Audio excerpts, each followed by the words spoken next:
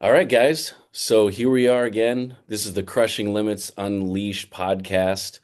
We have IFBB pros, Peter Burmester, of course, my wife Stephanie Santamaria, and we have the marvelous Melvin Anthony. Welcome to the show, brother. Hey, what's happening? Glad to be here. Yeah, thank Glad you. to be a part of this crushing. What we crushing? Who we crushing today? Who gonna get it today? Yeah, we're crushing everything, man. I see. I see. I'm gonna crush Yeah. something. Let me know what you guys want to talk about today. Oh Looks yeah. exciting. Everybody's smiling like they got something hidden that everybody know about but me. It's So what is it? Tell me. it's an honor to talk to you. I grew up watching you when I started bodybuilding back in 2000, 2001, watching your videos on YouTube and following your career. It's surreal to be talking to you here 25 Oh, years later. Yeah. my pleasure. My Yeah. pleasure. You actually got it in a good time. 2000 was right when I was still a rookie and everybody was still calling me a rookie. They don't do Yep. that too much nowadays. And things have changed, but yeah, I'm glad you was able to go through the whole process, 2001, 2010. Yeah, it was great. That's great. You enjoyed that. It was a pleasure for me to be able to be, I guess, the old guy up here. I never thought it was going to end. So, me Yeah. being able to listen to guys like yourself saying, "Hey, I Yeah. watched you growing up all your what?" I feel like It I happens to won't say all of old. us. I feel yeah, I feel I It guess happens to seasoned. all of us. I just came from the gym and now there's the 19, 20-year-old kids in the gym and I'm thinking, oh man, that was me just, seconds ago, it feels like. Yeah, Yeah. yeah, and they'll remind you of it. They will remind you. Hey, you remember that Yep. time when I was 18? And I have a guy at the gym now that I didn't remember at first, but coming through the ranks, getting ready for the Mr. Olympia. I guess going into the gym was just a different mindset that I don't see these days. When I went in there, I was like tunnel vision going in to crush the weights, and there was a guy. I remember him when he explained it. His name was John. He was 18 years old. He was like, "Man, how can I be just like you?" So you see what I'm doing? Copy everything I do. And he keep coming to the gym, and he said, "I remember that." And every time he came to the gym, he writes stuff down. I'd be training, he'd be writing it down. He goes, "Man, I still do that." I said, "That's why you look the way you look now." And who It's did like, you learn from? oh, I actually was fortunate enough to be around everybody, Yeah. and I was well liked. So it was like I didn't know what I was doing. I was just trained by Mr. Olympia, John Brown, who Yep. I ran into I guess I would say at the end of my football career because I had just kind of transferred back to Cal State Fullerton in Orange County. And I had some guy run up to me. His name was Johnny. He was a little muscular guy. He reminded me. He reminds me of Derek Farmer. He was. I won't say don't Derek. Don't get mad at me, man. Shorty man, but he's short. Johnny was real short. He ran up to me in the gym. He's like, "Hey, bro." He goes, "Man, you're a bodybuilder?" And I said, "What?" Bodybuilder? I said, "Nah, man. I play ball. Cal State Fullerton, running back, man. I'm busting heads in that on that. He, man, you ever thought about it? I'm looking at your physique, and I said, "What the hell you looking at me like that for?" I'm that genetic was different. I'm you looking at me like that. I don't play the sword thing. I ain't with all that. So, he's like, no, man, serious, a bodybuilder, man. You have that body, you have physique. And I heard that, growing up. I heard that as a young kid that I had a physique. And I didn't know what they were saying. I was just a skinny guy. I wasn't big, I was kind of, had some cuts in the abs and stuff. But I didn't know what I had. He goes, man, this guy John, when he comes back from Europe, me and John. I said, John, who? He's like, John Brown. I said, man, you don't know Mr. Universe, man. You don't know him. Know him, man. I met him, Robbie Robinson. I thought this guy was full of crap. And 3 months later, yeah, I got in his face and he told me, he goes, man, I told three other guys this. Listen to everything I say. He says, you'll be one of the best. And I said, well, who you trained? I didn't know who he trained. He's like, well, Sean Ray. I told Vince Taylor this. Right? He said, I told Victor Richards the same thing. You listen to what I say, you got everything. Because at first he told me to take my shirt off. I'm like, good. Like, you cannot. I was thrown into it. I wasn't eased into it. I wasn't Mhm. used to taking my shirt off in front of people. And to this day, I don't really like doing it. He's like, take your shirt off. I'm in this guy's house for the first time. You know what I mean? I'm like, what you mean take my shirt off? I'm thinking, you weird. Like, I'm not gonna take my shirt off. Like, for what? Can't you see through my clothes? I'm from the street. So I'm like, wait a minute. No, man, I ain't weird. Just take it off. I gotta show you, what I want to see. I need to see you. So after I did the pose, I didn't even know how to do a front double bicep. I didn't know how to do any of the shots. I didn't know what he was saying. He was just, do your hands like this. So I did it. Turn this way. Okay, I did it. Turn around to the back. And I'm thinking, nah, I got a problem. You can see me, I can't see you. This is a true story. I tell it all the time. I'm like, I'm not How talking old about were you back at this like point? 25, right? 25? He's like, so 25. Yeah. Started late. I'll tell you about that later. He's like, yeah, man, squeeze your arms down. So I did it. He told me when I turned around, he goes, get your shirt on. All right, now let me see your legs. Let you see what? Man, I think you really weird. You want me to take my pants down, man? And what you talking about, man? I'm thinking something totally different. I'm not thinking about it, but I'm thinking you weird, and I might have to kill you in here. They drop your pants, man. I'm like, but then it's like, oh man, it's okay, man. Go ahead, show me your legs. So I did, and he goes, man, you're natural. You have I said it 3 different times. He said, this is the 4th time I'm saying it. You listen to what I say, you'll be a pro. You'll be a good one. I said, well, who you train? He said, Sean Ray, Vince Taylor, Victor Richards. Many guys. He said, but you'll have what it takes. You got everything. We're gonna work on your calves because your calves are behind. It's a flaw. So if you work on your calves, you're gonna be complete. I didn't know what he's talking about. I just wanted to, do a show. And he says, so, I'm gonna give you the rules. We'll meet on Thursday. So that was the guy who really gave me my base, my structure. How to, leave the streets alone, and live. I had to change the street life to gym life. 2 different lives. You know what I mean? One, you hold your status. The other one, you get a status by winning shows. So that was the person who brought me into the game.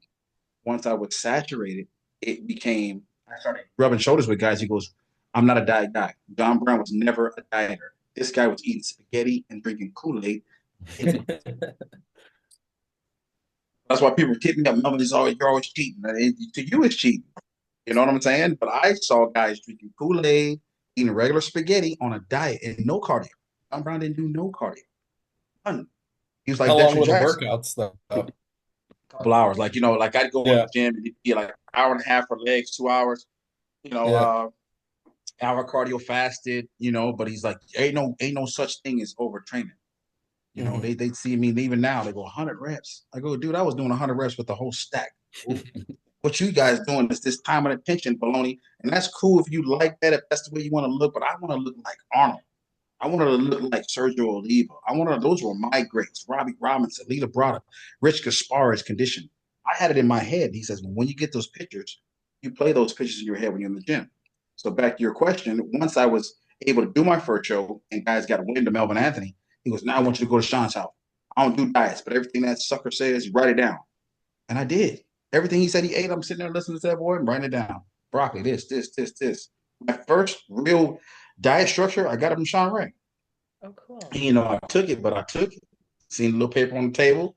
I'm like, I'm copying this. Yeah. Next person I got in front of. Yeah, I took everything he took, everything he ate, put in his mouth. I wrote it down. I see a little piece of paper on the counter. I would write it down.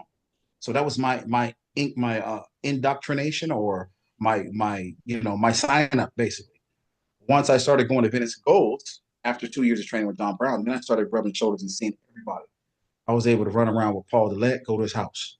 I was able to be around Lee Priest, go to his house. Lee Priest gave me $300-400 worth of food because Paul Dillette and Lee Priest were arguing in their apartment, about he was supposed to start his diet, 2 weeks prior, and Paul was arguing with Lee, talking about I can wait. And I'm sitting there with my friends, like, so what are we gonna do about it? Oh, you got all that junk in the damn, refrigerator, this and that. And Lee Priest and his accent is the funniest ever. When he's mad, it's funny as shit. It's funny. So I'm listening to him. He goes, no, are you dieting right now? I was like, no. He goes, go clean out the refrigerator, get some bags, take whatever you want. Get everything you see. And I'm like, I'm a up and coming bodybuilder with no money. You know what I'm saying? So I'm like, I can get everything. He said, whatever you see there, take it. So I go in there, get a bag. My homeboy gets a bag. I open it. He had White Castle hamburger. He had hot links in there. I remember to this day popsicles. The milk I didn't take. Get that to my boy. He had milk, We heard ice the cream. stories about Lee Priest. Yeah.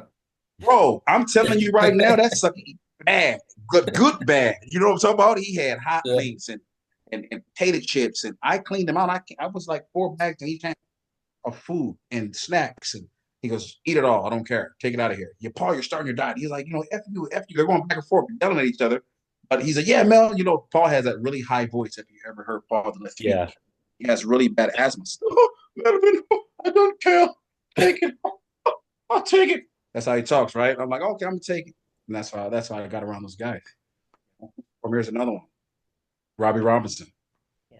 Rigno. Rick Titus. Jason Arntz. Aaron Baker, Robbie Robinson, Rick Valenti, um, Denise Rotowski was in there. What's the other girl's name? There's so many bodybuilders I can name right now. Flex Wheeler. You know what I mean? These guys are all every day I seen these guys. And so I was able to glean and take knowledge from every one of these guys. Every one of these guys I was there to take something from. And photo shoots would happen. Who was the bad boy? I was volunteering. I would drive all the way to Newport Beach. I'd drive wherever these guys were going, to wherever Chris Lund was at. These guys were able to let me carry their weights. So guess what? I got to listen to all the conversations. I was on the radar, so nobody was really paying attention to Melvin. Melvin who was taking what, who was arguing on who bought what. You had guys that were going over each other's houses. There was these guys flying in from Europe, bringing in suitcases worth of everything. And, Chris would buy it all and not tell Flex. Guess who knew? Melvin Anthony. These guys would do crazy stuff like that. So I was able to pick up so much information. So we got to hear about the Titus altercation. Oh yeah, everybody wants to talk about that. Let me tell you something about this guy. So, Craig was something different, right? And the real story behind it, if you go in like the old Flex magazines, I had to have him take it down because there was a cartoon they made. It was a cartoon of a big glove uppercutting me. Uh-huh. Flying in the air like this, right? Craig Titus knocks Melvin to the ground, this and this and that. And I said, you better take it down before I sue you. I said, because first of all, he didn't tell you he sucker punched me. He didn't tell you that I turned my back when he did hit me. Mm-hmm. And he didn't tell you he didn't knock me out. I would say I was TKO because I couldn't see anything. Yeah. And it was behind a female. He was hitting on my female at the time, trying to do a threesome, and I ain't with none of that. And I was like, you gonna stop that. That's not going. She ain't with it. So don't, if you with it, cool. She's not with it. I'm not with it. Leave her alone. Mm-hmm. He says, or what? I was like, bro, you know what the business is.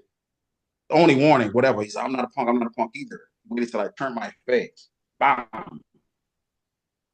Right in front of Gold's Gym. Right in the front where the cashiers are. Bam. Yeah. Like, here come. I hear Charles. I hear Rico. I can't see anything. I'm just blocking. Right? Couldn't see. Then I hear Kelly in the background. Yeah. She's loaded. Well, man, this and that. And we're fly out her mouth. She never speaks that way. I knew she was high. Going back and forth. And I was like, we can take it outside. I was like, we go outside, boy, you're going to miss your birthday. You don't want to play with me. All the guys, I was on my way to go to Australia to compete. Mm-hmm. So I went to Australia 2001 with a knot here on my face. And Chris is like, bro, please don't call your friends. Please don't do this. Don't.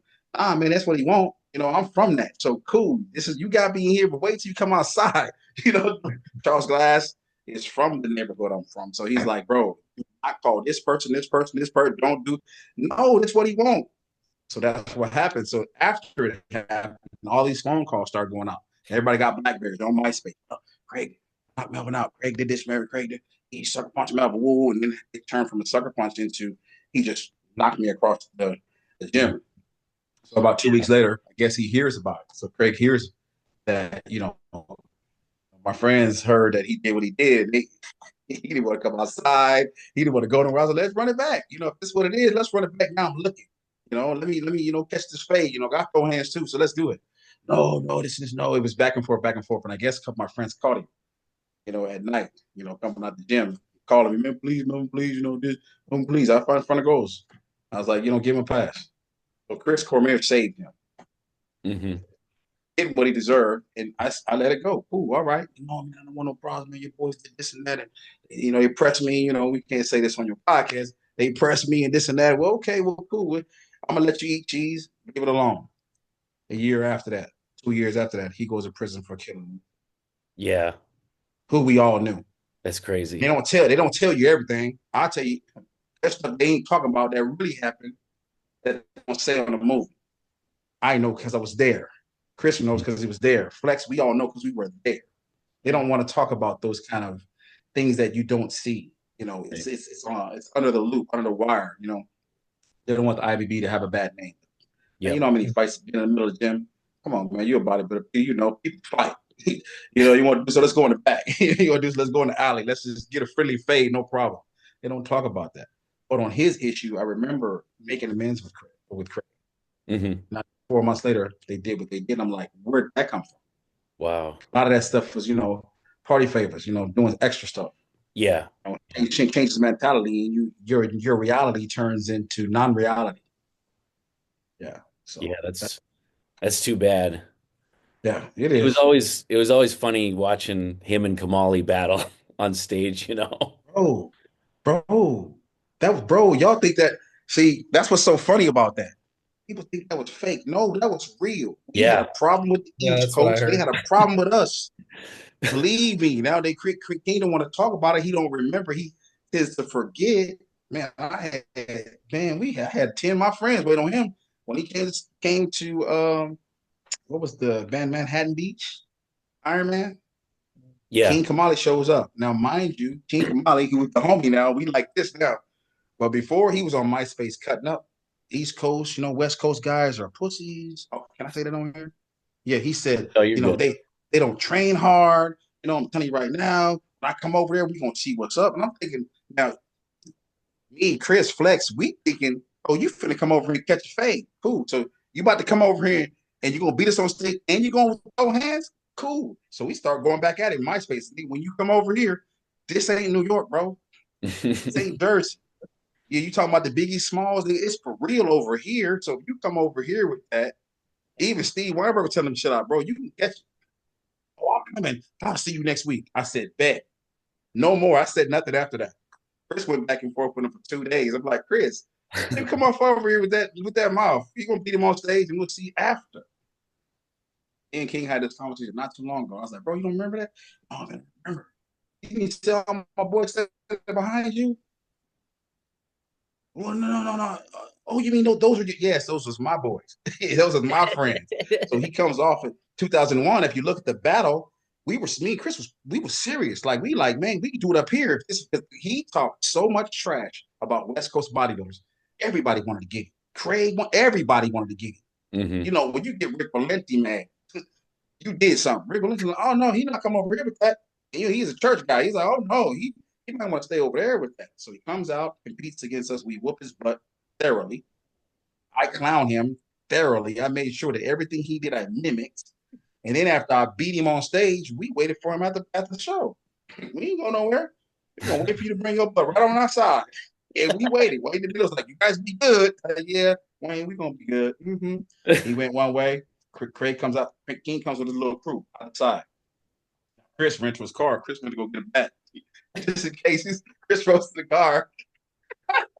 Everybody's out there waiting on him. So he comes out and he's like, oh, Mel, man, what happened to all that BS you was talking when you was on that MySpace show? You know what I'm talking about? Like, you don't know. I got friends from my neighborhood ready to just say the word, bro. I'm like, wait, well, so what's happening? That was just all for show. Well, man, we ain't playing. Lean up on him. I'm not playing. We outside. It's dark. It's me and you. What's happening? Oh no, man. It was just all for show. I was doing it for likes and for publicity. Hmm. I was man, homie, stand down, bro. He's like, no, that dude, no, bro, it's straight. No, they wanted to get him. That they wanted to get him. And so that went, really nice. And at the Arnold in San Francisco, after that we were excited. Yeah, he had Yeah, to eat a You little still cheese. talk to King Kamali? Huh? You still talk to him? Uh-huh. Yeah, Yeah. he wanted to do a recap for the Olympia. We were going to talk trash, but I couldn't do it because I was already scheduled to go to the podcast with Dennis James. So Hmm. I couldn't do it with him. Yeah, he still thinks he's the best though. But I said, but you ain't never beat me. I don't care. You never beat me. So since you never beat me, you can't say you the GOAT. I'm the GOAT. And I never gave myself that name. I'm not trying to be cocky or anything. I didn't give myself that Yeah, I remember when he started all that the shit talking. I mean, I feel like it was to kind of gain some momentum. What do you think? Or I mean, you probably know. name. Now that I look back, he was doing both. Like he would trigger a guy Hmm. until he got mad, and then he would pipe that. Well, it's just I'm just coming to compete, and we'll just see you on stage. But he would start with, "Oh, you're nothing. You're this." He would start with that and end with, "I'll get you on stage." No, we're gonna get you on the stage and off because that East Coast West Coast beef was for real. Hmm. Hmm. It didn't matter if you were from the streets or not. If you was from California competing, we ain't like nobody from Texas. We ain't like nobody from the East Coast. You come over here, we gonna bury you. We gonna drag because we knew not to go to the East Coast with the trash talk. You know Hmm. what I mean? I knew better. I was called a John called me a chameleon. He goes, man, as rough as your little ass is, you always in trouble. Everybody loves you. Why? I said, I don't know, maybe because I'm just honest. I don't know. If you like me, I love you. If I'm down for you, I take a bullet for you. It's just how I was raised. He goes, nah, but I never got on the cover magazine, boy. You won in California was on the cover magazine. So they like you. There's something about you that they like. I still don't know what it is. I just said, I just be me. I try to be authentic and I let my yes be my yes, my no be my no. If I like you, cool. If you have a problem, we can deal with it. Either way, on paper, talk about it or deeds. Whatever you want to do. It's just like King is like, I didn't understand when I was talking what I was doing. And I was like, bro, you made a lot of friends and a lot of enemies at the same time, but it worked. King went from nobody to Hmm. the most talked about person in the world. Yeah. Yeah, it did. Remember that? He went from King out of nowhere. Like, who is this guy? Who is Yeah. he? Next thing you know, he's standing next to me, and Yeah. he's touching me, and how they do. I mean, King, something else. Now he knows how to move on stage real time. He Uh-huh. knows how to try to show that you got a fat waist, or he'll rub on your. He was the first one to really start touching people and rubbing on them. Like he ain't got Right. nothing. I got this. Look at me. Yeah. So Now, 2001, Steve tells guys to cut that out immediately as soon as someone yeah, starts doing that. yeah, yeah, because he knows that it's a real battle, and I think that um, I guess a lot of the young guys, even now, they go, they're asking me. This is funny that we're talking about this. The guy was telling me that, you're a legend dancer. Like, okay. But in order for me to dance at night, I have to whoop ass in the day, stupid. There's no way I can, if that was the case, I'd be Mr. Olympia right now, untouched. Because Hmm. nobody can move like me. I haven't found a guy that can move. The closest guy that can move like me was Darren Charles. It was good. But I did it for real. That type of dancing and pop locking, I did it for money when I was 8 years old. I was a mascot for a breakdance group. Hmm. So my hearing of music is different than another person. My mimic of I can probably mimic just about every bodybuilder that's ever lived. We had a system called copycat. So when you pop lock, you copycat. You do a move, I'm gonna do it right back to you and better. You do an arm wave, I'm gonna do the arm wave through my head, my body, through my feet, and get right back to you. It means I can just keep evolving, and I was always able to do that in bodybuilding. So John Brown told me, he said, you do that shit on the stage, you'll be a legend. I didn't even know what a legend was at the time. Hmm. It still feels funny people call me a legend. I said, well, I just did something that no one else could do like me. Move my body close to it with music. Yeah. Let them enjoy all the compulsories and all that. Then I'm gonna do Michael Jackson. That's something that can be taught if you are a dancer. If you're not a dancer, you can't do it. So I told this guy, I was like, you're sitting here talking about the argument was Dorian Yates was the best that ever lived. Dorian Yates was a great, no problem. Who's the best that ever stepped on stage? Period. Ronnie Coleman. You know why? Because ain't nobody look like that yet. Not Kai Green, not Phil Heath, not Dexter, not Jay. That's just a different person. That's like two people in one. That's like a man standing inside of another man. Okay, that's the best ever. But it's cool that you like him. You're a fan, no problem. I was like, but you're calling me a dancer because I made a comment that Nasser El Somebody should have beat Darren Yates. I was there, like sixth row. I'm like, bro, he was kicking Dorian's behind. And I think everybody's like, everyone agrees with that. Yeah. do you remember that show? Yeah. Go And we back and all look. go back and look at the photos, and I think everyone today agrees that Yeah. Dorian was torn up, had injuries. Yeah. Yeah. Injuries, Pete, you had to be there to see it. You know how when you're there looking at it, I was like, oh shit. Nasser getting down Dorian, right? Oh no, no. I'm like, bro, look at Nasser. From the quarter turns, it was over. I was like, Yeah. oh, started moving. Oh, he might get it today. When he didn't get it, it kind of messed with Nasser because I was able to talk to Nasser over the years. Got Yeah. pretty close with him. But yeah, the guy was mad because I said Nasser should have beat him. You're just a dancer, Melvin, a legend. I said, yeah, well, I still have to beat people. You know what I mean? Well, who have you beat? Is what he said. We're texting back and forth. Who have you beat? I go, man, people just seem to forget. I can name them like Oh, Lee Priest. I said, that's my boy. I beat Lee Priest 3 times. Who's your Oh, toughest yeah, what competitor? about the man? You couldn't beat a mass monster. I said, huh? Who is your toughest competitor, in your opinion? My toughest? Yeah. Oh, I think that my nemesis, the person I tried to beat the most, was Dexter. Hmm. I tried to get him every chance I got. Yeah. Because everybody else I end up getting. Like I tried to get Dennis for years. Dennis whooped my ass the first part of my career. Hmm. The second part of my career, I whooped Dennis James behind. Yeah. He know that's my best friend in bodybuilding. Once I caught him, I'm like, you never get me again. I took my losses. It's funny how people try to tell me no one's being cocky. No, I took my losses like I took my wins. I don't care if you were sick. I beat Chris Cormier. He's mad about to this day. He's mad about it. I don't care. You almost died, and I did the Miss Olympia. Nobody made you get on that stage, bro. Nobody told you to not do cardio. Nobody told your ass to go to the hospital and then come to the show. Because you jumping in with lions now. And I Mm. was a young one. So I'm like, anything bleeding, I'm eating. I'll Yeah. take that win. Oh, Dennis goes, I don't think I would take that win. You do you, I'm gonna do me. If you come on stage When with one leg, I'm gonna take the other leg and run with it and say I beat you. when And you're that's getting what ready, happened. Same with Flex Wheeler, 2003.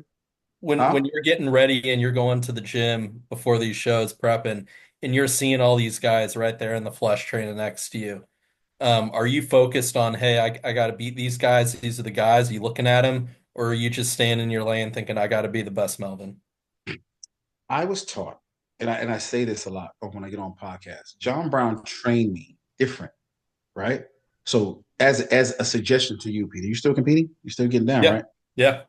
So you train for the guy you never seen. Hmm. Does that make sense? Hmm. Yeah. We Yeah. have social media. We have all this different. You train for that sucker that don't got a phone. Over in Africa, they got dudes over there that will kick the Oh, hell I out of some of see. these dudes over Yeah. here. What? Yeah. And they live in concrete bricks. They benching concrete looking. I'm like, that's training. So, Peter, if you train for a guy that you haven't seen, like those guys, Yugoslavia, you got Europe, you got guys that are in these little gyms that you never see. If you train for the guys like that while improving your physique, when you see that person, you won't be intimidated. Hmm. Prime example, Dennis James was training over in Thailand for years, Hmm. getting down, over there banging. I could see all the guys in gym, just like you said, I was around everybody on the South California coast, right? I can see the guys, Rico McClinton. I can see, what's the other guys that behind me? Eric Fromm. I can see all these guys because they're posting doing photo shoots. But John always told me, no, you train for that dude that's doing lunges in the forest with trees on his back. Because one day you'll see him. And you know when you're gonna see him, Peter? The day of the show. Or 3 or 4 days before while he's doing a photo shoot. You can go, who's that? So Dennis James flies from Thailand, comes over here. Yeah. I started getting phone calls. Rico calling me, man, beeping me. Beep, beep, beep. Man, what's up, man? You gotta come to this gym right now, bro. I was like, what? He goes, man, there's a light-skinned black dude over here, man. Man, back big as a door. I was like, what's your name? Oh, Dennis James. I said, man, I ain't never heard of that fool. He's no, man, you need to come up here. And I was training Milo's gym. Getting down, right? In the Hmm. way. So I look over there and say, hey, Milos, I'm gonna leave right quick. I gotta go to where you going? I said, I'm gonna go to Venice. There's some dude named Dennis James. Milos was like, who was that? I don't know, some dude that just won the Tournament of Champions or something. You need to come over and see him. So I took two of my boys and I drove up there. I'm getting ready. I'm like 2 weeks out. I walk up in the gym. I'm the guy. That was the first time I could ever say I was the guy to beat. 98. Ain't nobody beat Melvin. Shoot, I walked in the gym and I seen him and I was like, you know how you get that hair set up back of your neck? Took one And look you're at s- that and boy. you're seeing him in a tank top in the gym, not on stage. I Tank was top seeing him Dennis in a James is a different Peter. guy.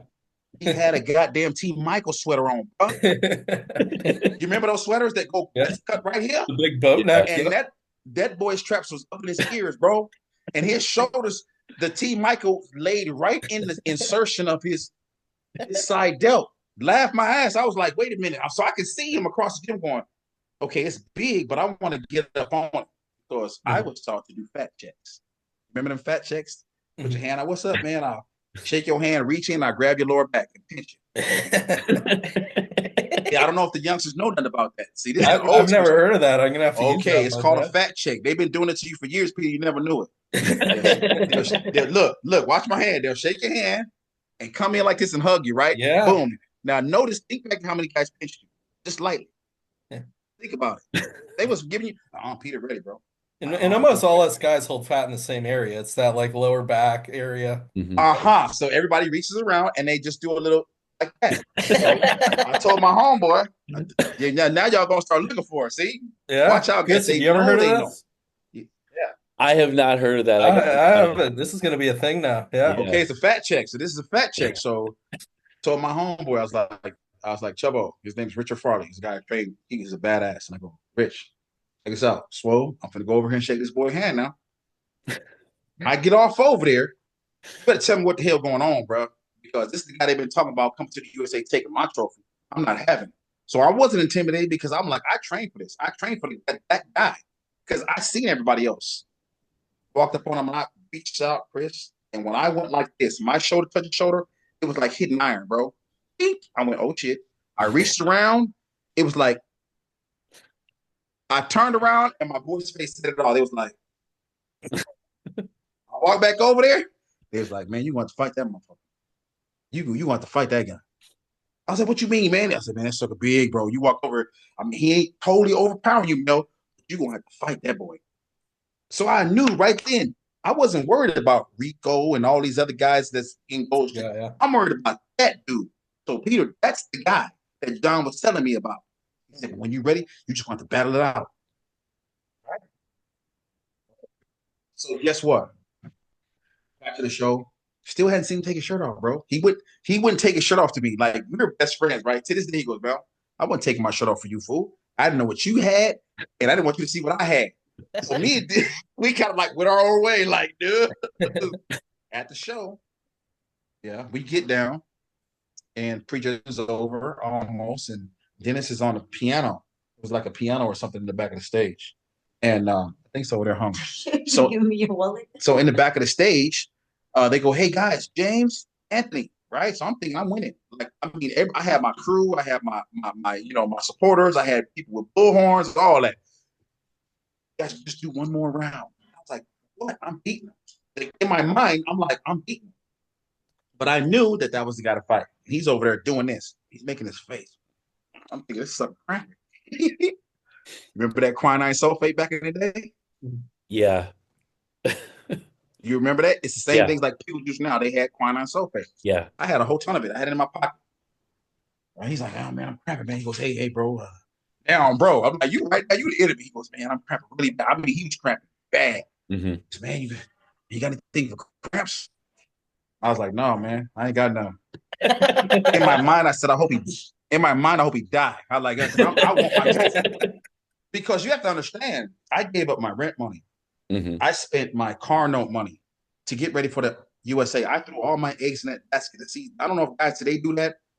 Everything, my hustle, everything was going into this show. I'm going pro tonight. Nobody's touching me. He's asking. I walked away from him. I said, no, man, I had like 10 of them in my pocket. I'm like, Never heard of it. I'm not going to help you beat me. You're going to die today. He laughs about it to this day, but I wasn't playing. I was like, you're not getting it from me.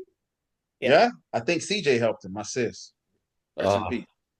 He's like, oh, God, don't worry. I got some in my bag. I was like, CJ, be quiet, Melvin.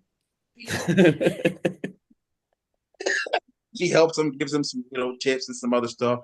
You guys got 5 minutes? You guys ready? We went out there and went at it again. Another 2 full rounds.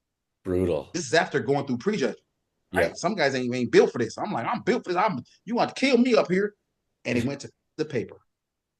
That was the first time they ever had a deadlock tie in the NBC. We had the exact amount of points. Wow. And I'm like, how dare they? I was offended. Like, I'm the hometown favorite. I was born in Sacramento. He's from Cleveland. Like, he's got to wait. And in my mind, I'm thinking this. I'm thinking politics now. I'm thinking, politics got to go in my favor because I am the guy from here. And these guys writing stuff on a piece of paper. So Lonnie Teeper goes, Melvin, they're out of the point system. They're going to go name for name. It was like 5 to 4 vote, something like that. They never told us which judge did what. It was 5 for Miss James papers and 4 Melvin's. Like, I was like, how dare you? He beat me by 1 vote. Oh, man. It's never been that way since. Yeah. I mean, it went down to the wire, and I told him like years later, I was like, bro, I tried to let you die. That's crazy, man. Mm, crazy. I can tell you stories and stories. So So you guys many. have questions, just ask me. What's your craziest backstage story? I mean, obviously that's a great one. Any others that like come to mind? Eh, backstage? Oh man, I could tell you Backstage, yeah. hours. Backstage? Oh my god. Oh my god, they're gonna kill me if I tell if I Oh, they'll be fine. I've seen some stuff. I'll tell you. I'll okay. So Unc's gonna kill me. Unc is gonna kill me. But Steve Weinberger, I love him like he's family. But that boy do not play at all. You can get it. He's like me. So I've always felt comfortable. It's funny now, but I always felt comfortable around Steve Weinberger. Steve Weinberger, he give it to you straight, how you want it. But if you cross that line, oh he's going like Tombstone. I'll be your Huckleberry. Oh yeah. Oh yeah. I done seen where I was like, situation, I won't say where, this guy was running his mouth and he was being vocal. I mean vocal. I mean like he was bye bye and I'll do this, bye bye, you a punk, bye bye. And I'm thinking, who he talking to? Mad because this girl got a certain placing, right? This Hmm. guy's running his mouth. I box, I do the woo woo, I do this. Steve's like this. Now you can always tell when Steve get mad because he'll start to get red right here, right? And it'll move up his face. You ever seen him red like that? He's pissed. I'm thinking, okay, who are you talking to? Ooh, he turn around, right? Look at Jim. Went like basically, go get at him. Like, get this out of here, right? Like move him out here. So, Unc, I'm like, Unc, what's up, man? Tanning, bro. We getting active. Like I finally get a green light from the judge to really put these things on somebody. Like, because we didn't get him. Like, yeah, he could be like, we didn't get him on switch. He's like, no, good. But yes, he went out the door. I just wanted to see. So I told Dex, I'm gonna go around the other side, right? So I went on the other side. The guy's like, you doing this. Steve walks out. The guy walks out. And when I tell you, I'm like, this guy's not that stupid. He took the first punch. Steve ate it. Steve ate it. And when I tell you that boy, Steve can move. I said, wow, wow, wow, ping, ping, wow, ping, ping, ping, ping, ping. It was so pretty. I wish I had my phone out. Like that would have been a million views easy. Beat that Yeah. boy, beat the brakes off of him. Yep. And they told me, now you good? Are you good? Made the dude tap out. And then he said, okay, you come to the night show, but clean up your face and she's gonna get her placing, and that's it. That's just the way it is. But all that I'll beat you up, woo woo woo. Steve went out there and handled that business. How long ago was this? I'm not telling because if I tell you, you don't know what show, where. I'm not telling you. Ask Steve. Yeah. Ask Unc. Ask Unc. Hey, it's We'll the ask him prettiest thing next I've ever seen. time. Fast, strong, and agile. Mhm. I'll tell you another thing I've seen. I watched Mo Mo was it Mohammed Mustafa? Mustafa Mohammed. Mustafa Mo with the big legs. Yeah, Yeah, Mustafa. Okay, so monster. this guy speaks three languages, right? Hmm. He's smart, right? Cool as shit. Cool guy. We're in the backstage, right? Me and Dexter and all of us were chopping it up. Hear this commotion, right? I was always one to I could never sit still when I'm dieted down. I'm a talking boy. Like my nickname from Dorian Yates calls me talking boy. I ain't never seen nobody with zero carbs talk as much as you Hmm. talk. Yeah, sure. So I hear the commotion. I'm gonna go see what that is. I go outside and was it Mustafa, his first name? Yeah, Mustafa. Oh, Mustafa is saying, I'm gonna go talk to Arnold. Now, you don't just walk up on Arnold like that. He was the Uh-huh. governor at the time, bro. So you remember when he had his little entourage, the Yeah. Hmm. Secret Service, and all? Okay, he is a Yeah. dummy. So this boy's so dumb. I was like, so we're backstage and he's doing his thing. So I went out and I did my posing, right? So I go out there and it was a posing award, offer and everything. What they were going to say. Dorian Dearman's going to get it. Kai Green's going to get it. All these other guys going to get it. You know what you're going to do about it. That's just always good for starting stuff. Because I ain't worried about them. So I go outside, do my posing routine, and I see Arnold. I guess Arnold, after my posing routine, is walking up towards where I was. Right? So he's coming towards the backstage. I'm walking this way, like to meet him. Here comes Mustafa. Trying to say something to Arnold in his language, right? And because he speaks Austrian. So he's saying something. And the security guys is, select they trying to tell him pipe down, right? Uh-huh. So Jim Mannion tell Mustafa, hey, chill out, hey, that's Arnold. Wait your turn. No, I am a competitor, and I'm gonna go over and Jimmy tell him like Jimmy don't play neither, right? Jim like, hey man, he's relax. He waits till he comes. I guess he wanted to come and say something. I don't know if it was to me or if it was to MC at the time. But Arnold was making his way, and I was walking by him. Right, so them Secret Service grabbed that boy so quick. I was laughing the whole time. You big dummy, had that boy off his feet. Like, oh, wait, Arnold, because I'm Austrian brother or whatever he was trying to say. I speak in his English. Arnold, don't care. That's the governor. He can't just run up and talk, grab it. Man, them dudes don't play. I said, Dexter, hey, stop up there getting choked out. everybody runs over there to see what's going on. Oh man, yeah, I've seen some doozies. I have seen some doozies. I'll tell you one more. We were in Europe, and his name was Sean. Oh, really cool guy. I don't know if he passed away or not. Big Sean. I don't know if he was from Australia or somewhere over there. Big arms. You're not talking about huge Sean Allen, right? Is that him, Sean Allen? With Sean Allen, like real tall, big dude. No, it can't be. Big, huge arms. His name was Sean. What was his last? Not Sean Allen. That's a black dude. No. Yeah. This guy's a white guy.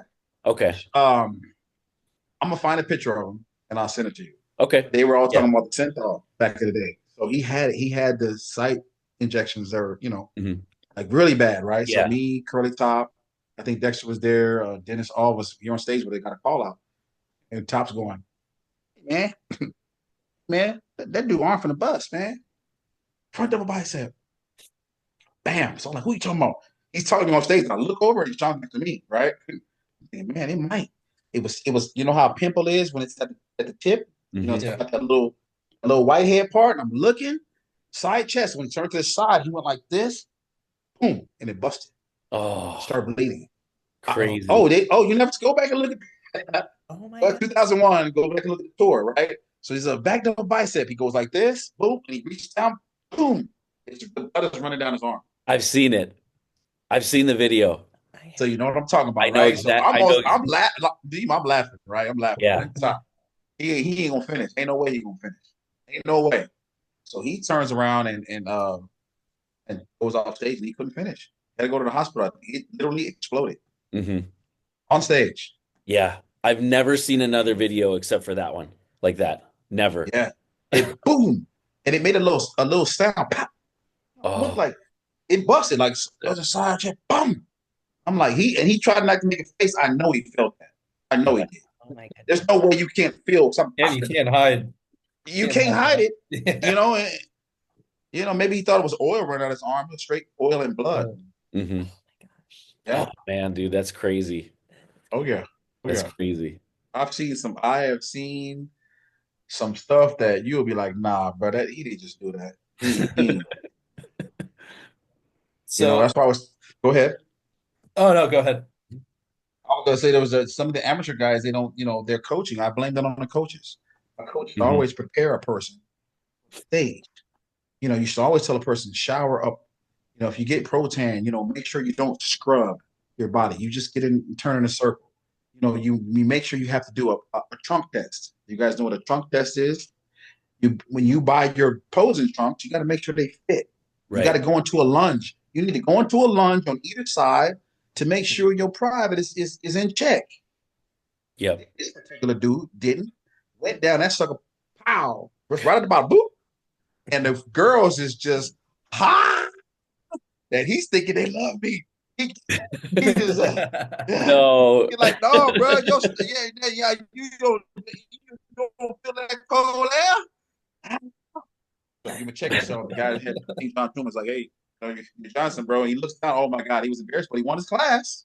He won his class. He was in Oh good shape, wow. but boy, your posing trucks is too tight. You got a trophy, but golly, bro, how do you not know that? That comes from I some see whoever was so many around you. guys get on stage with posing trunks that don't fit, and I'm just like, what are you? It's the Coming out. only thing that you have to worry about wearing. How did you not make sure it fit? It's not like Yeah. we're doing five different outfit changes and one half. Yeah, Exactly. you Exactly. got one article of clothing to worry about for this show. Yes. Yes. Yes. Absolutely. Yeah. Absolutely. I really believe the most interesting bodybuilder that I love to talk about. I agree. Yeah. Hmm. Never could beat him either. I tried him. I even tried to get you guys are saying the guys that gave him the most problems. I gave him a problem. We held Phil off for a little bit. I teased Phil. I was like, I knew once he came onto his own, we wouldn't touch him. Hmm. Mhm. But we messed with his head as much as we could. I stayed in Philly head. I stayed cracking at that boy. Come here, rookie. Go get my stuff over there. Come on, rookie. I used to pick at Phil. I'll tell you, That's I used to fun. pick at him because I was trying to keep him over there. Let me Yeah. get my money before you bring your little light skin behind over here. And green eyes, stay your ass over there. You know what I mean? I picked at him. Dex picked at him. Ty Green is one of the most interesting guys I think I've ever met. Mhm. He has a way in his thinking process. He thinks 5 dimensional. Women they think 3 different ways. Ty thinks 5 different ways. He thinks analytically, critically. He thinks a whole lot of different ways. And his mindset is what he sees, he can freaking draw. Mhm. Hmm. Most guys they gonna know that boy can paint, draw, doodle. He can look at this screen right here, Pete, and draw your face while he's talking to you, and it Mhm. will look more like you than you do. Yeah. Look at him do it. I remember the huge murals he was painting in his apartment, and I believe in New York, when he did uh, Yeah. that video with Dave Palumbo when he went to his house. Remember that? Hmm. Mm-hmm. He But go to like Comic-Con and yeah, my my question. So Melvin, what version of Kai do you get? Because we get the Kai in interviews where he won't answer a question, he'll talk in circles. But I've heard people that know him well who have talked to him one on one where he's direct, straight, in a different personality. What version do you get of Kai? I've been around all of them. I've never seen anybody eat like him Oh ever, ever, wow. ever. If I tried to eat like him, I'd be in the hospital. I Ever. remember that video of him at like IHOP in the airport after a show, and he rang up like $100 bill by himself at an IHOP. Hmm. Yeah, Easy. And eat it all, bro. yeah. This guy was in Kuwait. And I told the story at the Olympia. It's funny, some guys, how do you know? How did Kai? Why he was so big? That man can eat. He's something else. And I believe he should have won a Mr. Olympia. I don't give a damn what he did. What his past is, that's a Mr. Olympia. Same like Sean Ray, that's a Mr. Olympia. Period. Natural somebody, Mr. Olympia. This guy's sitting there, and we're at a steakhouse. I think it was Fridays. And he orders a T-bone. You know how big a T-bone is. Potato, salad, and a big lemonade. So he has this napkin about this big on his right. I don't know if he's right or left-handed. And I think Tony Freeman, I think, was sitting next to me. And I think Dennis Wolf or someone else was at the dinner table. I can't remember who all was there, but I believe Freeman was there because I was kicking. And he's eating away and he's just doodling on this piece of paper. Just I thought he was writing something. So he's telling us stories about New York and this and that. And, woo, and I'm watching him maul this T-bone like it was a sandwich, bro. Ma'am, get another one of these. One to go. I'm thinking he ain't finna eat that. He ain't finna eat that. That's a whole 16 ounce. That's 30 ounces. 30. Take the bone out, give or take 26 ounces. That's damn near 2 pounds of meat. Hmm. Two big potatoes. On Fridays they don't be stingy with the potatoes. Yeah. Two of those, two big lemonades and two salads. And the whole time he's talking, I'm kicking Tony. Look at this. He's like, man. I said, man, you gonna try that? He said, hell no. And I'm almost 300 pounds. Hell no. I was barely getting through what I had. You know what I'm saying? He eating two of them. So that's why his stomach ain't way out here. You know what I mean? Took it away. So he eats the second meal, and then when we got outside, I'm like, "Hey, bro, what you was writing on that paper, man? You taking notes? You come FBI agent? Nothing? Man, I was just doodling. I was just doodling. I said, let me see it. Bro, he he had a hand like this. Okay. This is how he drew it. Now he had it split here, and this skin was lifted back like that. Fibers, bones, tendons, phalanges, knuckles, the whole shot with a pen, bro, with a ink pen. I said, Dexter, come here. You didn't do this. He goes, yeah, that's what I was doing. I said, ain't no way your brain work like that. Like it looked like a digital picture Like an of a anatomy hand that this part was textbook. from here to here was normal.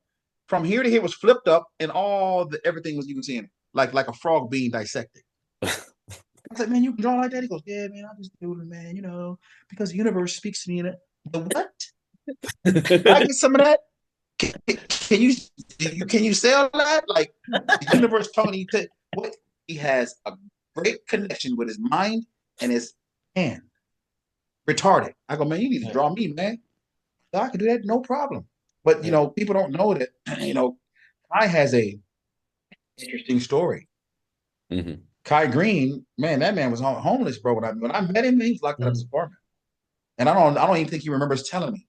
He showed me a photo or something, chain across his thing, like around across his door, like evicted. They put the chain his door, and he had just, I believe, did one show. Was it the show before Colorado, right? Yeah. And he came out. Everybody was like, "Oh my god, that dude shredded." Everybody was like on notice. Flex was there, Chris was there, Dexter, me, Troy, Alf, Jeremy. We was all like, "God damn, who is that dude?" So I started chopping it up with him at the show because I was there because of muscular development on a contract, whatever. He's like, "Man, I don't know what I'm gonna do, man." I said, "Hey, man, you gonna go to Colorado, bro?" Because he had won the show. We were at Right. easy, like hands down. He came and it was over. You need to go to Colorado for your pro show, bro. You need to go to Colorado, man. He's like, "No, man, I can't afford it." I said, "What you mean you can't afford it, bro?" I don't have any money, man. You know? And he trusted me enough to tell me, he goes, man, things hard and I come from here and I gotta go back and pay my, to get back in my apartment. I'm locked out of my apartment. You locked out your shit? In my mind, I'm like, oh man, how much you need? I got you. No. And about 3 grand. I think I'll have to pay for this, this, this. He told me I went straight to Steve Black. I got Dexter. I said, Darren, Flex. I like, hey, bro, we need to talk to Steve, man. What do you think about that guy? Steve's real like proper. He says, Mel, what do you think about that guy? I said, man, that dude, man, is a legend in the making, homie. I said, if you don't sign that guy, you're silly. Hmm. Melvin, what do you mean? He's that good? I go, man, you saw the show, right? If you don't help that guy get to that next show, man, you slipping. Because if Flex Magazine get him, it's over with. You'll never get him. Right. No, they signed him. Wow. Kai was like, man, I don't remember that. I said, you don't remember telling me that, man? How convenient, bro. I stood up for you. Flex Wheeler stood up for you. Aram, we all was like, if you don't get that dude, something is dinky going on in you, something wrong with you, and Flex gonna get him. Wheeler gonna get him. Sure enough, we walked up to him. He said, give me a call, and we'll get you there. Helped him with his rent, helped him get a contract. And for me, I didn't need no accolade. I'm just like, I'm just like one bodybuilder to the next. That's Hmm. how you're supposed to do it. That's what we used to do. These guys these days don't do that. These youngsters don't No. talk like that. These Yeah. youngsters nowadays get on my nerve. And the funny thing is that you're saturated in the sport now. You have these young guys that'll ask you a question.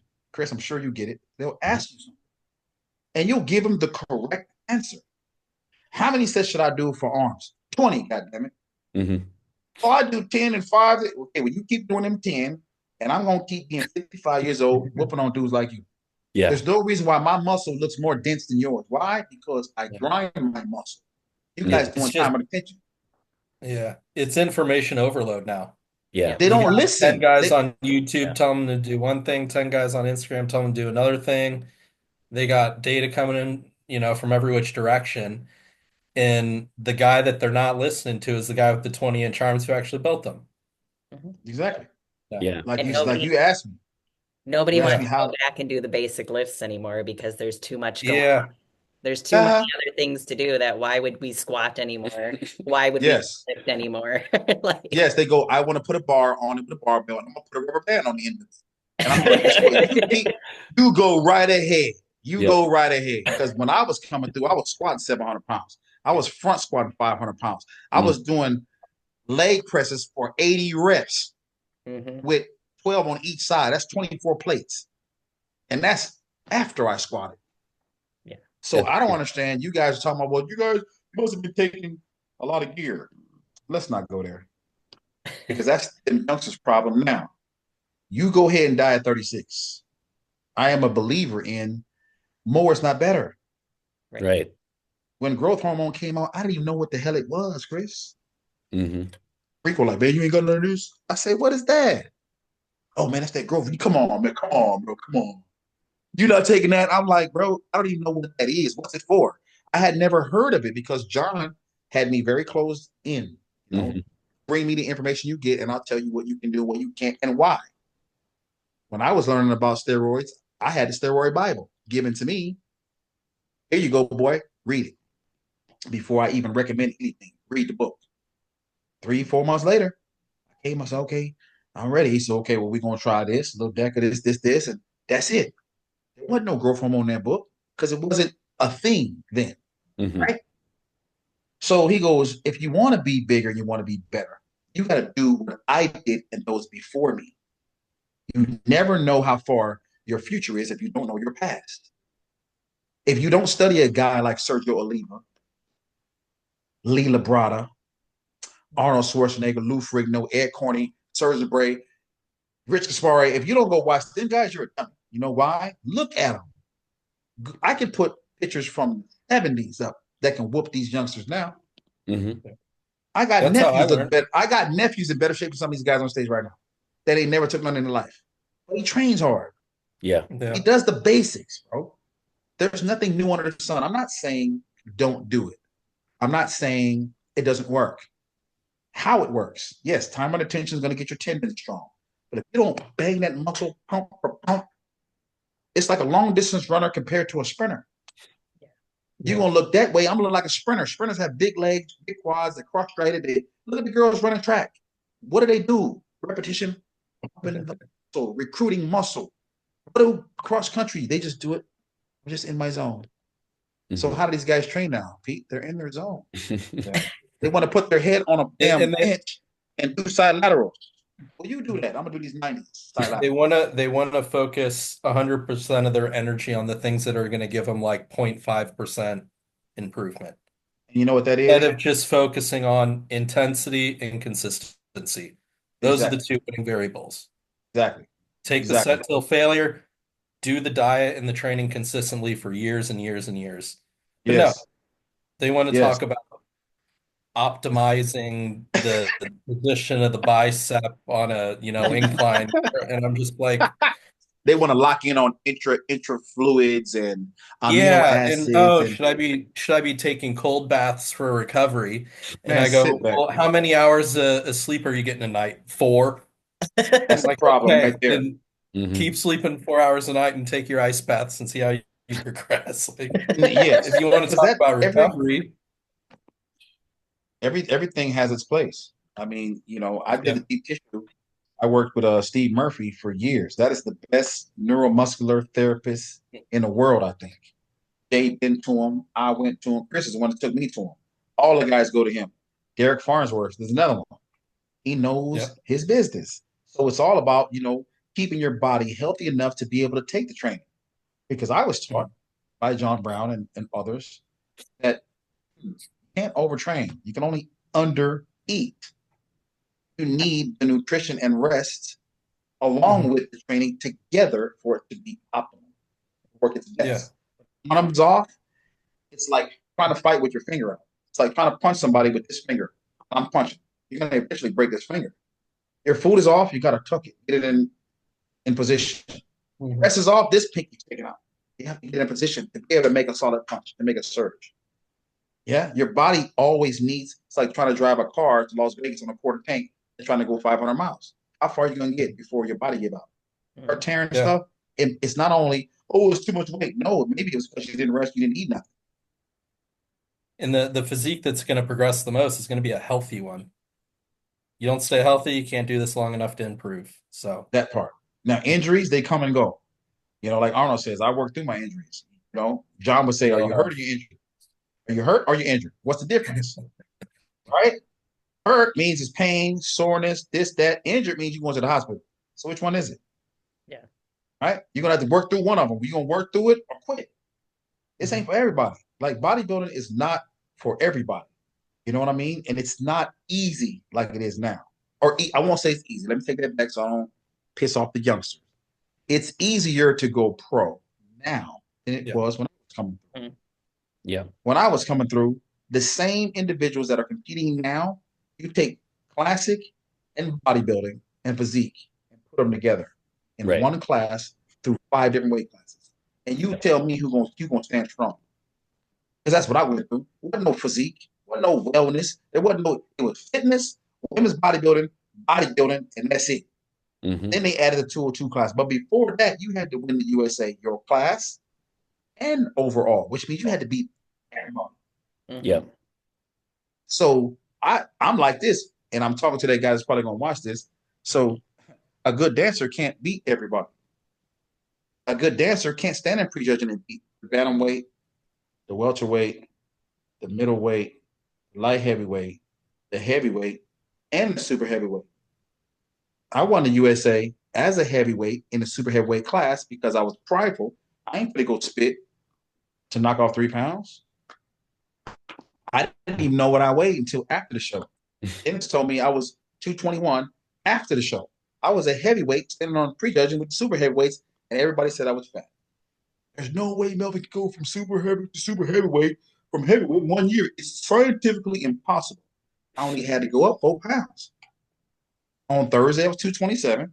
On Friday, I was 221. I took a little diuretic. Mm-hmm. Stood on a stage, and I was ready to go. What people don't realize is that you could have put me on the Ironman stage the next day, Sunday, and I'd have whooped somebody's ass. Mm-hmm. I was already a pro, waiting my turn. Yeah. When Orville Burke won the Nationals, man, he was already a pro. Mm-hmm. There wasn't no turning pro, and then I'm gonna wait 2 years and I'm gonna put some stuff. Man, for what? If you ain't ready to compete, going to the pros, then you shouldn't do it. You're wasting time. You only have a window of time to compete, male and female. You got a time there. You're popular. Get that money when you can, because when that window closes and they want to bring in the new generation, it will push you out. And that was my last trek. That was a hard lesson for me. Hard lesson. That's why I got in trouble. And I went back to what I knew. I know them streets. So you take my money. I'm like, I'm not gonna go broke for nobody being no. We'll work for food. No, not me. Not at all. What do you think about, I mean, you touched on it a little bit, but what do you think about the trend, bodybuilding is going now? Like, obviously, sure, there's more classes. There might be more people watching worldwide, but what do you think about the direction that it's going? I believe it's getting too saturated with. They like to talk about the money is better. Everybody wants to see physique. They don't want to see their legs. They don't want to. Why get around training? So you want to do a model contest, then make physique modeling. Mm-hmm. Don't make it physical. Yeah. That's my opinion. I'm not saying anything bad about any of the champions. They have my highest respect. Mm-hmm. What I don't like is the saturation. Right? It's so saturated now. Yeah. The trend is bringing more people to spend money to see these cute guys and model and never can't hit a pose. So that's not fitness, is it? It's modeling. Yeah. If you can't hit at least one shot, Right. standing relax is not really a pose, but it's kind of a pose, right? Mm-hmm. So you're getting paid for all these people. You got 1,000 competitors. Yes, because these 1,000 competitors are paying $200, $300, $400, $500 for every show. Mm-hmm. And in the pros, it's what? 500 per class? Times that times 300. Do the math. It's a money game, but I understand. I understand. And now the new rule of we have to renew our pro card every 3 years or we lose our IFBB status. It's money. It's all money. And there's nothing wrong with that. I have no beef or nothing ill to say about that. Here's what I will say though. What is the athlete getting back from that? Mm-hmm. Yeah. Nothing. What are the females getting? Nothing. And whose fault is it? It's our fault. Chris, you remember the days when the girls passing out samples? The girl right there can go down to Vegas and you coming home with $1,200 a day. Mhm. Friday and Saturday, room paid for to do Yeah. the same thing they're doing now. Yep. Skimpy little bikini. Like a sample, like a sample, like a sample. Them girls getting paid. These dummies today, I shouldn't call them dummies. These young women today, stop doing that Mhm. because the females got room. They put 3 or 4 girls in a room, and you got 1,200 a day. Mhm. I would show up for a signing picture. I ain't coming for less than 1,500. Mhm. 2 hours, and the time starts when I walk through the door. Put my pictures out, put my hats out, and I get to sign it, taking autographs, pictures, $2 a picture. I'm walking out of there with $3,000 I got one of your signed everywhere I went. pictures. You get what I'm saying? And Yeah. I always thought weird for signing pictures. To me, to this day, I still think it's funny. Like, you want me to scribble on this paper? You really want me to scribble on this? I had to learn. You John Brown taught me again. Scribble on a piece of paper until it's right, until you pick the one you like. I just kept scribbling, kept scribbling, kept scribbling. Until I found my signature. Right? People used to pay for that. They don't do that anymore. Now they go for, I'll give you a QR code. You gonna give who? You mean you keep that? You put that in your pocket, homie. I don't need no discount. Don't give me nothing off. Matter of fact, we got 1 month's worth of supplements every month. Mhm. I ain't talking about a bottle of protein. I'm talking about the full system Yeah. every month. Mhm. What we did with it is what we did with it. Right. Took it, took our pictures, took our photo shoots, and we got paid, Peter. I had $120,000 contract, bro. My first contract was 28,000. My second contract was 48,000. My third contract was 58,000. That's that up, up, up, up. Mhm. And guys used to call each other. I could call Chris and be like, "Hey man, and Muscle Tech just got at me, bro. Chris B with Muscle Tech. Chris is gonna tell me." I said, "Man, how much you getting? Man, they offered me 50." Chris is gonna say, "Don't you do that? Mhm. Don't sign for nothing less than 65,000 because I'm getting 80." Yep. You remember them days? They Yeah. don't do that I no don't, more. but Everybody's, Mhm. huh? yeah. Peter, you would No, have called me. I would have yeah. told you, Peter, who to talk to, what to say, and what not to take. Because if I'm getting 80 and I started 1 year before you, Peter, who am I to say you can't get 75? I'm Yeah. getting 80. So you tell them, give you 80. Now, if they come back and say, no, we can't do that, Peter, but our budget, I said, well, what's your budget? I can give you 72.50. You would call me back, Peter. I'll be like, take it, bro. Take it. Mhm. Don't take nothing less than that. That's how we No, should get down. bodybuilding's changed, I'm guys trying to tell you. they're forced to pay to play. And very few guys are making any money from show winnings to support their bodybuilding. Uh-huh.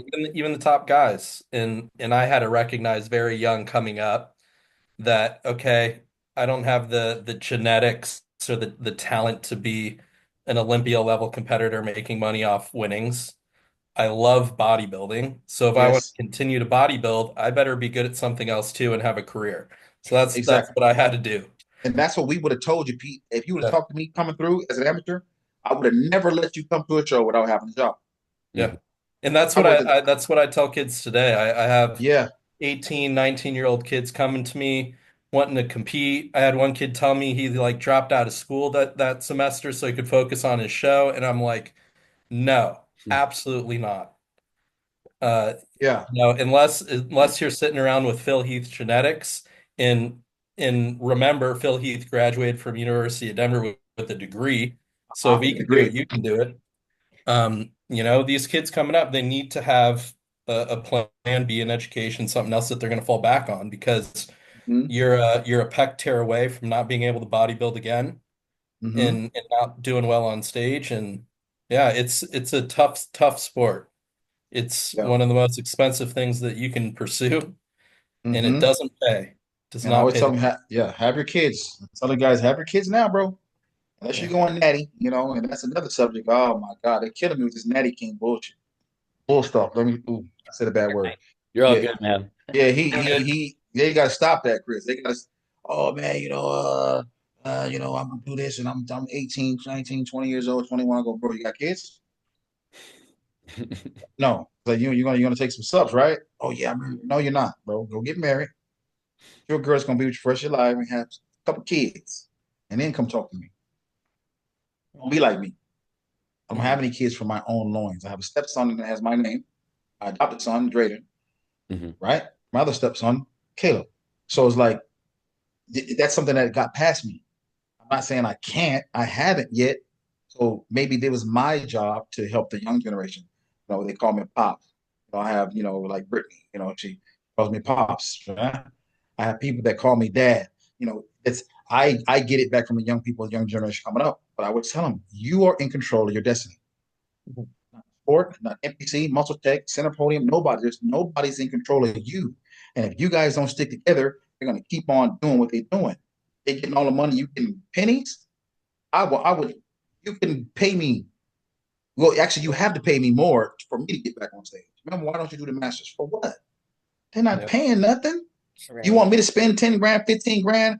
I know what I got to do to get back right, and I can get right. Hmm. I want to get right, I can, even with my injuries. Yeah. But at what cost?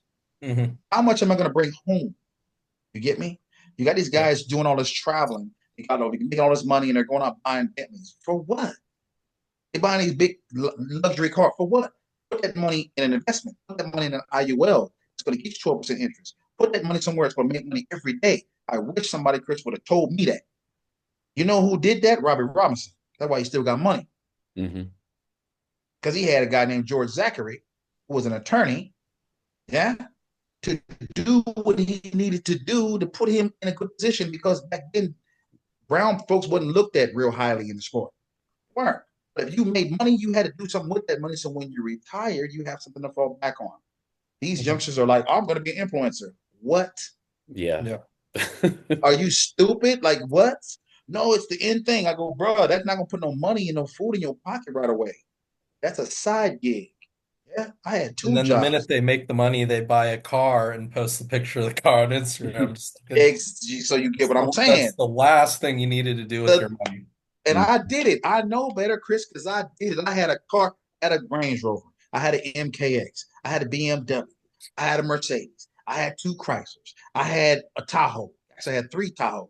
I had a Blazer on with high. Chris, I don't know if you've ever seen that car. That red Blazer I used to have. Yeah, I yeah. had hydraulics I on think that it's in bitch. one of your videos. I used to sit that thing. Bam! I sit that thing on the frame.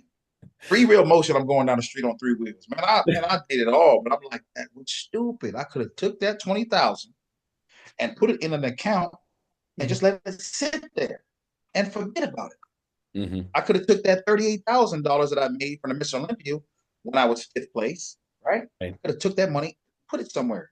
Now, mind you, I did invest, but I should have invested more. I invested in iRobot, made $20,000, Hmm. but I should have put that whole 30 in there, took the eight, paid my taxes, and then went on, kept on doing what I doing because I had a solid contract. I had no financial advisor to tell me what to do. You know what I'm saying? I had a person that kind of knew, right? And I'm gonna say a name. Everybody, ooh, Hani Rambod. Hmm. That's my dude right there, man. Hani Rambod is not no dummy at look at his business. He's not a dummy. No. He Mhm. got me my first contract. Wow. He was my agent. He was also a running agent. He was helping all of us, but he was learning at that time. He didn't know nothing about the bodybuilding like he know now. He didn't know he was a marketing guy who learned the business and made it into his own business. He did it right. And I got a chance to glean some of the crumbs. Man, you need to invest in this and do this and do that. I did it. I made money.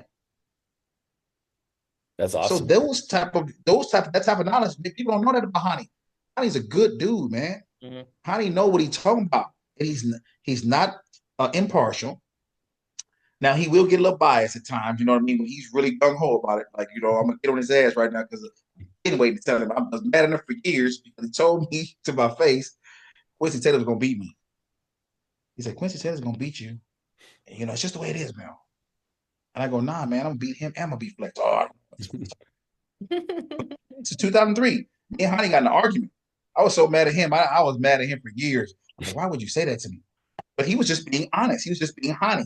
Hmm. And then when I beat him, I looked at him. He's like, okay, Mel, I guess you're right. Yeah, beat Flex now. And I beat Quincy. Both of your dudes was happy. Oh, Mel, come on, you're right. But that's another guy who really was one to give back. He's very knowledgeable. And these youngsters right now, they don't listen. Like I've tried to talk to Andrew. I've tried to offer my services to Eric Lunsford. And a lot of these guys on stage, And none of them have really come and say, hey, man, come on, let's do it. The only one that's been listening is Logan Franklin. Yeah. Yeah. But that's why he posed the way he posed, because he's going after the guys that can up his level. It's not about dancing. Please don't come and tell me when I want to dance like you. Well, if you didn't dance as a kid, you're not going to dance like me. Right. I don't teach that. I teach how to position yourself according to your physique. These guys will youngsters just play anything and jump on stage to anything. What you doing using Superman and you 120 pounds? What you doing that for? It don't look right. What the hell is you over here doing posing to the gladiator and you 180 pounds? You ain't big enough. I tell these guys, if you ain't got big arms, don't put your hands above your head trying to do no Sergio Oliva. It don't match. And maybe some people don't like to hear the truth. I don't give a damn. I'm gonna tell you like it is. Do what you want, but you can't do this unless you Lee Priest, Ronnie Coleman, or his son. Yeah. Andrew Jack can get away with it because Andrew Jack's got the big arms, but everybody can't get away with it. What you doing that for? These youngsters don't listen, right? You tell them to squat. Oh, well, Dorian didn't squat. Yeah, but that's Dorian. But if you ever watch Dorian train, that sucker, he did legs for 2.5 hours. You seen what he did to Chris? Oh, yeah. You coming next year? Hell no. Hell no. In that hot ass gym? Hell no. And I wasn't easy to kill, Chris. It wasn't easy to kill. Yeah, but I went and I tried it. Ronnie said, man, you need to come out here and train with me. Right? Just like I'm doing for Andrew Jack. And I'm offering my services to Derek. I didn't say I was going to charge him a lot. Just come get at me. I can fix that. I can fix the way you stand. You don't have to put your foot way over there, looking like you're trying to show people you're Johnson. You don't have to do that. The most muscle don't have to be all the way in here. There's a way to fix that. But if I can't get my hands on you, I can't fix it. Yeah. See? Man, if you could help Andrew, man, like all the poses. Bro, I can make Andrew a fucking beast. Yeah. To where people only want to stand next to him. Okay, example, Chris, do you remember when I used to battle on stage in the pre-judge? I used to battle. I was there, man. I didn't have to do no third row. I didn't have to yell at people. I did it to King because I wanted to mess with him. When he was stomping his foot on the stage, I just started jumping. I said, you do that, I'm gonna jump. You want to over-insulate, go like this and shake to make people think you're really squeezing your back. I'll do the same thing. But when it comes to posing, who's your favorite pro to watch right now on stage? My favorite pro bodybuilder? Can be bodybuilding or classic. At least they pose.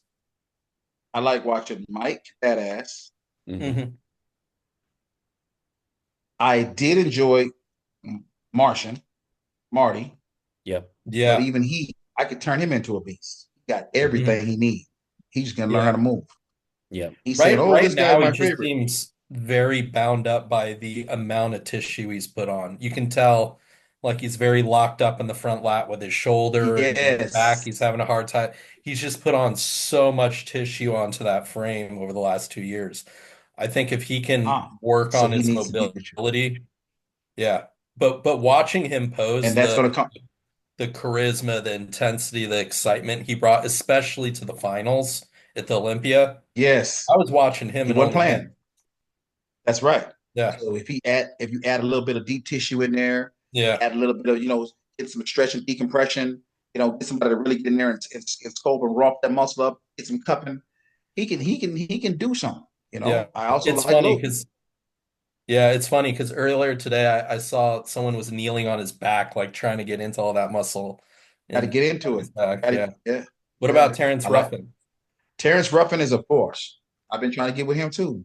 He's like, Mel, you got to come back out here. I'm not going to be chasing y'all around now. You want to put me on a flight? I'll come out there. Terrence is another one. He's a great poser. There's not really a lot I could give him. Yeah, I could just put the icing on the cake. Music choice, certain transition he does, he don't hold long enough. And people have to be able to enjoy the shot. What does it matter if you're going and then you're moving and you move again? You have to let a 1001, 1002 give the camera enough time to. If you don't do that, you're doing yourself disservice, and the judges are not going to really pay attention. Oh, he's just moving. You got to pose to it. You just can't just move and not pose, right? You can't just sit there and do this for 30 seconds. Yeah. This is what Andrew did, and then don't hit a shot. Mm-hmm. Where's the shot? Finish it with something. I also like to watch the blonde kid with the spiky hair. Zizix, or what was his name? Urs? Urs. Yeah, He he's mows well. Yeah. yeah. He mows well. I enjoy watching him. Mhm. Hadi Chapon mows well. Yeah. Amsa listens. You know, if I could ever get to him, you know, he listens. You know, he used to just really scrunch his face up. And I'm like, bro, you don't want people looking at you like you about to rob him, no? I told him before he went to the night show. I'm like, bro, I don't know if he wears glasses or what he was. I said, bro, that look, you have to animate your face. You have to make the pose look easy. Mhm. You make it look hard, they're gonna see it and they're gonna dock you. You're a new booty, bro. They're not used to you yet. Yep. Well, this has been great, man. We really This was appreciate you awesome. coming on. Oh, Yeah. so fun. They go for hours, bro. I Go for know. hours. Might have to again. There's so Yeah. many stories. I really enjoyed this. This was great. I have so much to tell you guys. I mean, so much. Yeah. I I do can have expand one upon. last question for the podcast though. Go ahead. Do you still know how to do nails? Hell yeah. Manicures, pedicures. Hell yeah. Hell yeah. Hell I can yeah. still do nails. I still do pedicures. Yep. I'm I actually think right my now. wife It's funny. my wife I'm wants me to learn like you. I I showed got her you. that I showed her that very famous video from that dating reality show. I Oh, love you're talking that. I got about a kick out of that. man, what the hell? You talking about blind date. I know you're Yeah, talking about, Oh my Peter. gosh. Yeah. where he's on the beach, Yeah. just massive. I was getting ready for the Night of Champions, bro. Yep. Yeah, 2001, I think. Yeah, Yeah. It's so that was crazy, you great. know. It's so crazy that at the time I was living in an apartment, and people was, I got a hold of my real good acquaintance, Conrad. Man, you come use my house, man. I was like, man, bro, they coming, man. I can't have them come over. I was standing on Frat Road. I'm on Frat Road. So I'm like, I don't want them to pull up with the cameras, and I'm still at Cal State Fullerton across the street. I'm in the apartments, man. I'm like, man, don't worry. Come use my house. So I was like, just come use, yeah, Chris, you know what I'm talking about, right? Stick this chest out, come use my house. So I did. So when they pulled up, if you go watch the video, that's Sean's house. That ain't my house. Mhm. He put, oh my God, this is nice. Oh, she was so pretty. Oh my gosh. I had a girl at the time. But yeah, I did actually two of those. I did that and I did Jenny Jones. I was on Jenny Oh, Jones twice. nice. Yeah. I was all into that movie stuff, doing commercials and stuff. Mm-hmm. Yeah. I love all Any other questions? We have No, to do we have to do a round two. Oh, You yeah. guys Yeah. get the questions We'll, out. we'll This was definitely awesome. do a round two, man. This was great. I got stories about everybody. That's why nobody wanted to mess with me, Peter, at the press conference. You ask any bodybuilder who they feared at the press conference. They're like, don't mess with Melvin. Bro, Yeah. don't do Press it. conferences aren't the same anymore. They have not been able Oh, to yeah. get it back to what it was. Yeah. Yeah, Chris will tell you, bro. I used to turn up, bro. I turned up every press conference waiting for somebody to pick at me. I remember. Waiting for it. Mhm. Remember Marcus? Marcus, you go. I think I'm gonna go find that. Marcus Wolf. picked at me one day. Yeah. Hell yeah. And he's a big guy, man. I'll tell you a story about that guy real quick. Yeah, He let's ate hear my it. whole bag of M&Ms. I was so mad, but I was too scared to say something too big. Oh. I had a big old 2-pound bag of M&Ms I was supposed to be eating, and I'm taking my insulin, right? And I'm just taking, and he's outside smoking a cigarette, Mhm. and I could not stop looking at his chest. It's like you cannot not do it.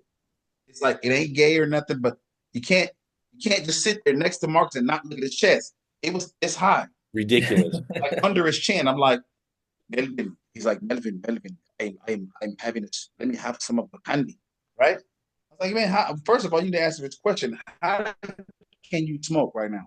He just got Right. off stage and damn it, doing call outs in the prejudging, and he's on the side smoking a cigarette. So I'm like, bro, how are you doing that, bro? How are you doing that? He's like, bro, just let me have a few of your candies. So I went to go oil up. So I gave him my bag, went over there to get some more oil fixed. I came back like maybe 10 minutes later, gone. It was like a handful. Marcus, it was so good, man. So good, he ate the whole thing, ate it all. Oh my. I That was is mad as crazy. hell, but I was like, I'm not saying it to that. I can fight, but I'm not from that dude right there. He 300 pounds. Like, no, let it He's go. still a big guy. He's still big. Yeah. He's still He told massive. me, Yeah. he Yeah. told me at the press conference, Melvin, you're too small. I said, what? Melvin, you're too small. I said, I beat you last year. I'm gonna beat your ass again. Watch. Yeah, oh yeah, we able to see Melvin. You're too small. Oh, they laughed at me and they laughed at me, but I Yep. beat him, Gunter, Gustavo, Johnny Jackson. I beat him. Man, I got the list. I just put the list. I was trying to do a video, Chris, and see because you never really think back to see, who you beat before. Right. So, I went looking. I'm like, I beat a lot of dudes. Yeah, you did. I beat a lot of guys, but let them tell the old Melvin. Melvin's a great poser, but yeah, he really didn't beat nobody. Okay, let you tell it. The list goes on. I beat some mass monsters. Now they'll try to tell you that was because they weren't in shape. They weren't at their best. They were sick. Somebody bet me to do it. I've heard all these excuses. I don't care because I wasn't giving no excuse when you beat me. Yeah.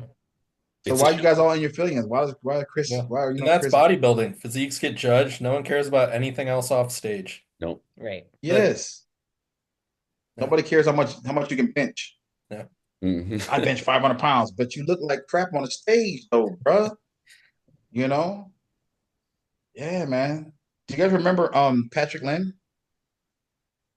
Irish Kyle's old boyfriend? Patrick with the big, huge legs. I don't think so. Patrick I'm Lynn. sure I'd remember the picture. Yeah. Yeah, yeah. Go up the picture. Patrick Lynn is he was another one I could eat. I forgot about. Hmm. That guy can eat his butt off too. But yeah, we have to do that with Google. We have to Google that, put them up. Maybe do another podcast and Oh talk yeah. about That'd some be stories. great. Like I have a lot to say. Like you guys are asking about experience. Serge Nabray and Robbie Robinson. I have a lot of stories about them. Serge tried to kidnap me. Serge I Nabray, know. remember Serge? Yeah. Serge, did he try to get you too? No, no. Do you remember Serge? How he was just that guy. I He do. asked John. He asked John for me. He's like, because him and John were real tight, and he Hmm. was telling me you got to study this guy, study Serge Nabray. So the first time I met him, I was like looking at him. He's a real movie star. Like Serge did many movies, like Hmm. real movies.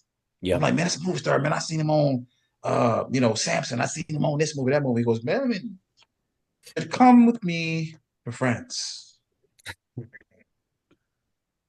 I was excited. I'm like, hell yeah. John was like, you ain't going.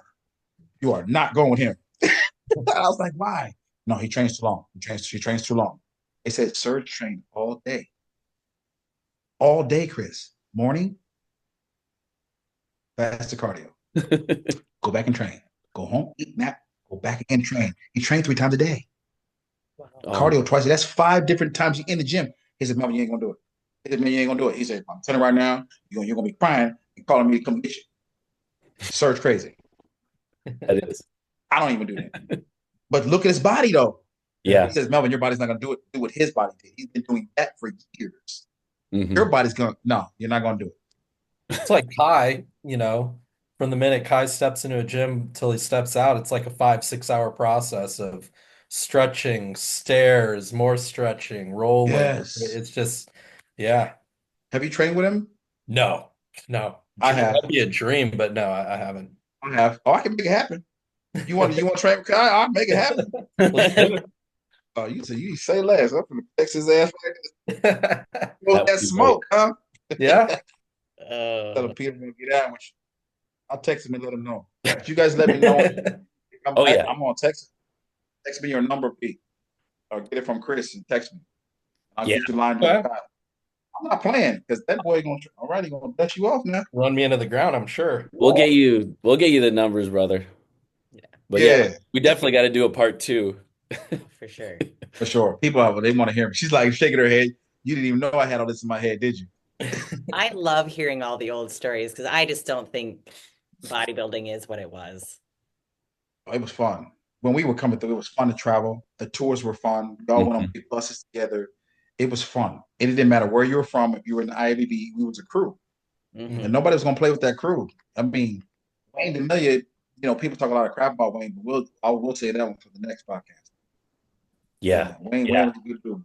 Yeah. That boy didn't play neither.